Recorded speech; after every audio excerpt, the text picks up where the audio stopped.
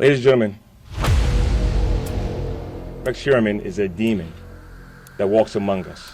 He's a demon. Towering, Frankenstein-like figure with an empty gaze.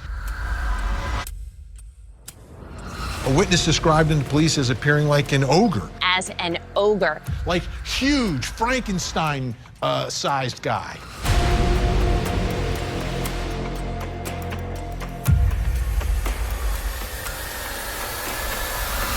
A predator.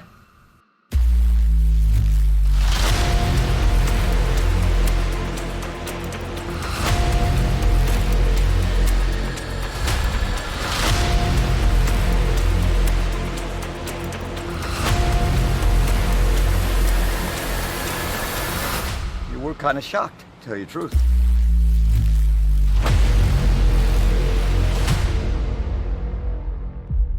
Hey, this is Rex. Talk to you soon. Welcome to the broadcast. This video discusses sensitive topics and is intended for a mature audience. I'd like to quickly explain how I've worked on this case. I read the headlines, got some context, and started getting the numbers. Then, as I went through the numbers, I started picking up patterns and feelings on the case. Here's some quick background information on the Gilgo Beach victims. Shannan Gilbert, a sex worker, disappeared on Long Island. The search for her ultimately led to the discovery of at least 11 bodies along Gilgo Beach. At present, 4 of these are considered to be dumped there by LISK, the Long Island serial killer. These 4 victims are Barthelemy, Megan Waterman, Amber Costello, and Maureen Brainard-Barnes. Their cause of death being by strangulation. 3 of the 4 victims were found bound and wrapped in camouflage burlap. The perpetrator used cell phones to call and taunt the victims' loved ones. On July 13th, 2023, Rex Heuermann, a 59-year-old architect, was arrested in Manhattan, New York. Heuermann is from Massapequa Park on Long Island. He has been charged with the murder of Barthelemy, Megan Waterman, and Amber Costello. A charge for the murder of Maureen Brainard-Barnes is pending. Using abandoned DNA from a pizza crust, authorities linked Heuermann to the victims. Police reported that Rex made numerous disgusting Google searches regarding torture and topics of that nature. He owns multiple properties, including his home on Long Island, a property in South Carolina, a timeshare condo in Las Vegas, and uses a storage locker in New York. Police are investigating any connection to missing and murder cases in states where he owns property or has connections. This timeline shows when different victims have gone missing and when they were found. You can pause when you like if that helps. Today we are focusing on these 4 women, known as the Gilgo Four. I'll also talk a little about this first woman. These are some of the other victims, including an Asian male dressed as a woman and a toddler. Some of these victims are not necessarily tied to the Long Island serial killer, but were found in the search for Shannan Gilbert. Evil numbers. There has been a lot of reference to Rex Heuermann as being a demon and an ogre. With numbers like these, that makes perfect sense. 66. 66 is a derivative of the 666. Here we have James Burke. He was the police chief that kicked the FBI out of the Gilgo case. We'll get into him a bit later on. A life-sized doll was removed from Heuermann's home during the police search. Peter Hackett was the man involved in Shannan Gilbert's case. I've got accordion strap here because one of the victims was bound with this belt. Some have speculated that this is in fact an accordion strap rather than a belt. It appears that the belt has the initials WH on it. This could stand for William Heuermann, Rex Heuermann's grandfather. 55. Megan Waterman was found on date numerology 55. An eyewitness confronted Heuermann while he was having an altercation with Amber Costello. In this witness's report to police, he referred to the perpetrator as a Frankenstein.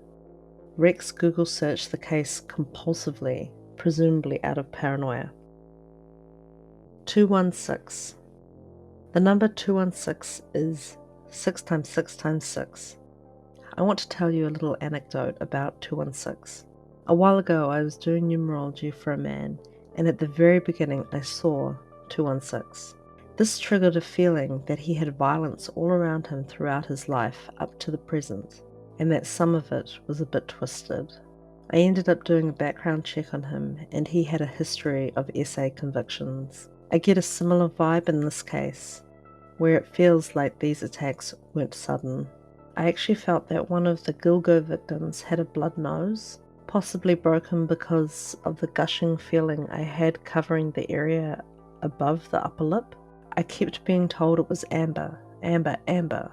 Additionally, one computer and internet related number I have found is 111. So while an autopsy of a decomposed body may not show a broken nose, if they find photos, that could confirm it. Ritual and religion. The number 81 is the primary number for ritual, and it has come out in this case. You can see it on the second court date for Rex. The victims died from strangulation. 81 is in Shannan Gilbert's name. Shannan, of course, is the missing woman whose search resulted in finding all the bodies on Gilgo Beach. The experts, including Brian Koberger's professor, Catherine Ramsland, believe as I do that it's possible there was a religious or ritualistic aspect to the murders. Do they normally go back to the scene where they've buried bodies or left bodies? Is that a common thing that you've seen, or do they normally do it and then never go back? It really depends on what the body means to them. Someone like Ted Bundy saw his dumping areas as almost religious. They were sacred spaces to him. The bodies belonged to him. He would go back and visit. It could be a ritual, might be a religious ritual. It sounds like you're still thinking in that direction, that there may be other people involved. Yes, in agreement with the professor who spoke, it seems to me that there could very well be a ritualistic behavior here, which we've been saying right along about the Gilgo Four especially, and that the ritual, when people are involved in rituals, very often they're also involved in groups, especially when they're dealing with, how this guy ended up dealing with child and pain and torture and death in snuff films. This guy was in the dark web. He was doing those things. Those kind of people tend to join groups of others like them. They associate over the internet. They trade pictures. They talk about performances of the people. And so they tend, there are loners, there are plenty of them, but there are also plenty of group actors. Yeah. So it's something to look at. As I was running through the numbers on the case, I did get Catholic vibes. Then, of course, one of Rex's clients was Catholic Charities. I find it a little weird that Heuermann was arrested on the 13th of the month. His birthday is on the 13th of the month, and 3 of the 4 Gilgo Four victims all had names beginning with the letter M. M is the 13th letter. The number of the beast is associated with the beast of Revelation in chapter 13 of the book of Revelation. Also, in Mark 7 of the Bible, Jesus mentions 13 things that defile a person. This includes adultery, fornication, evil thoughts, and murder. If you're interested in religious connections using the Bible, numerology, and tarot cards in a true crime case, then I recommend you check out my whole Madeline Kingsbury series. The conspiracy numbers. Today, the conspiracy numbers we're working with are 51, 147, and 57. So far, I've been pretty impressed with the work of the police task force that found and apprehended Rex Heuermann. I'm not from New York, so I didn't know of LISK or any of the police issues preceding this task force. However, as I was doing the numbers, one thing stood out pretty quickly and then pretty consistently: the number 51. This is the long list of 51s. I knew that Heuermann either didn't do it alone, someone covered it up, or someone out there knew more. I have never seen so many 51s in a single criminal case. To me, the most logical conclusion to make from this is that there really has been a conspiracy here of some sort. I'm not meaning anything tinfoil hat or targeting current authorities. Like I say, I think the task force, formed in January 2022 to solve the Gilgo murders, seems to have done a thorough job and they've got their guy. For me, when I say conspiracy, I mean it in the definition of the word. 2 or more individuals conspiring to either harm or stop questions being answered for these victims. Needless to say, I still couldn't believe my eyes when I got on Wikipedia and saw that there was a record of police corruption in the form of James Burke. Burke was the police chief that kicked the FBI out of the Gilgo investigation. He was imprisoned for corruption. The cover-up, 11 cops asked to lie to a grand jury. Under the plea deal, Burke will serve up to 51 months. Yes, 51. Up to 51 months in prison for Burke. Now let's look at 147, one of the other conspiracy numbers. 2 of the 11 Gilgo victims had the same birthday, the 14th of July, 14/7, 147.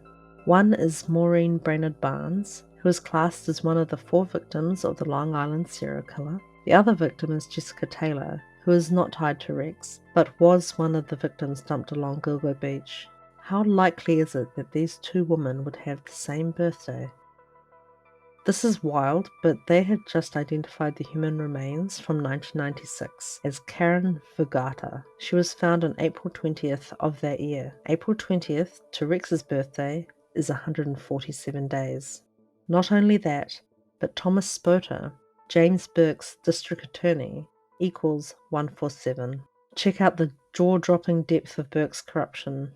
Disgraced Suffolk County District Attorney Thomas Spota and his top investigator will each be headed to federal prison for 5 years. They'd been implicated in a cover-up to protect a police chief who'd beaten a man in custody. Judgment day for Thomas Spota, the once esteemed Suffolk District Attorney who sent criminals to prison, will be heading to prison himself. In 2011, we had a newly elected county executive, Steve Ballone. For some reason, he names this guy, Jimmy Burke, as his police chief. Burke had a long history as a police officer, and it wasn't a good one. Drug problems, DUIs, he was caught having sex in his police car with a sex worker while not securing his gun.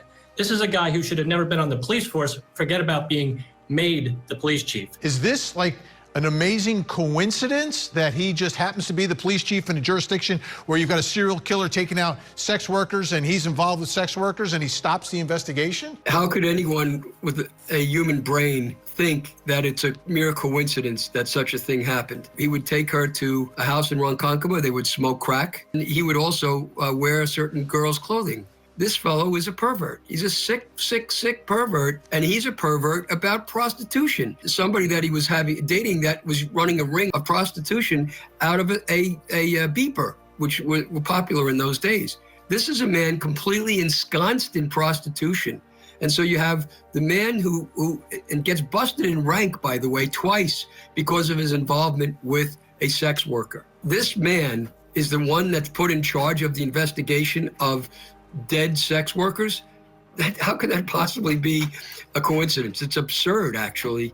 And indeed, keep in mind that this man does not become the chief of police until 5 to 10 days after Shannan Gilbert's remains are found. He gets appointed, and he gets appointed because there's a crash in the police department over them having blown the investigation of the Gilgo Beach deaths already. He gets in because of that.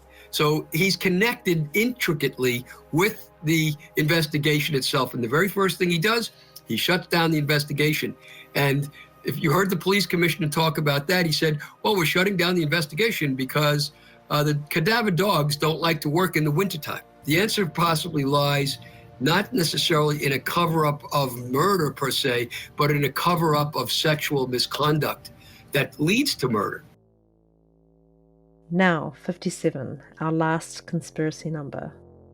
Peaches is one of the names given to an unknown victim found on Gilgo Beach. The name derives from a tattoo on her body.